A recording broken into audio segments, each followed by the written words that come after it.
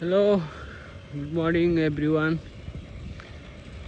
म चाहिँ उमेश लामिछाने अनि तपाईहरुलाई एकदम शुभ बिहानीको नौलो किरण चाहिँ लागेको छैन हैन, त्यही पनि एकदम गुड मर्निङ भन्न चाहन्छु। अनि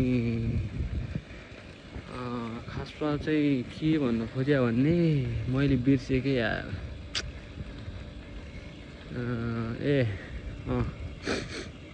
म चाहिँ अहिले चाहिँ ट्याक्कै बिहानको 4:20-22 गएको छ समथिङ। अनि कामबाट फर्किरहेको छु हैन।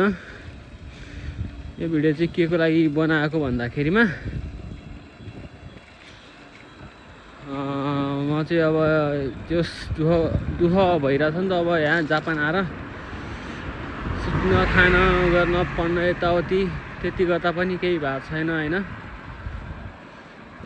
यो सबको अब कारण पनि हाम्रै अहिले जुन हिजोको माहौल छ,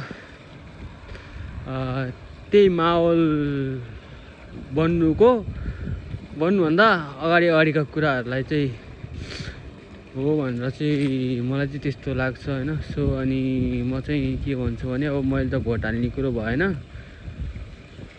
नेपालमा रहनुभएका सम्पूर्ण नेपाली आम नेपाली दाजुभाइ दिदीबहिनी बाआमाहरूलाई भोट चाहिँ एकदम जान्ने र सक्षम व्यक्तिलाई, केही आशा लाग्दो व्यक्तिलाई हाल्नु होला भन्न चाहन्छु।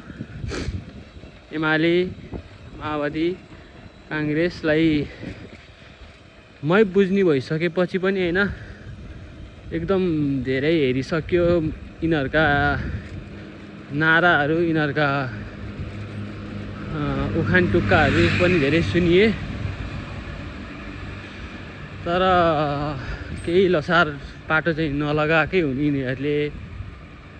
यिनीहरूलाई भोट दिएर फेरि पनि जिताइन्छ भनेदेखि चाहिँ यो एउटा एक पुस्ताको मात्रै गल्ती हुन्न के। यदि हामीले अहिले भोट दिएर ती पुरानै ठगहरूलाई जितायौँ भने तिनीहरूले फेरि अर्को 50-60 वर्ष 70 वर्ष यसरी नै डुबाइदिन्छन्। हामीलाई मात्र नभइकन हाम्रो गल्तीले आउँदा 2-3 पुस्ताले पनि भोग्नुपर्छ, 2-3-4 पुस्ताले भोग्नुपर्छ। जसरी आजभन्दा 30-40 वर्ष अगाडि 50 वर्ष अगाडिका त्यति बेलाको युवाहरूले गलत मत जाहेर गरेर त्यसको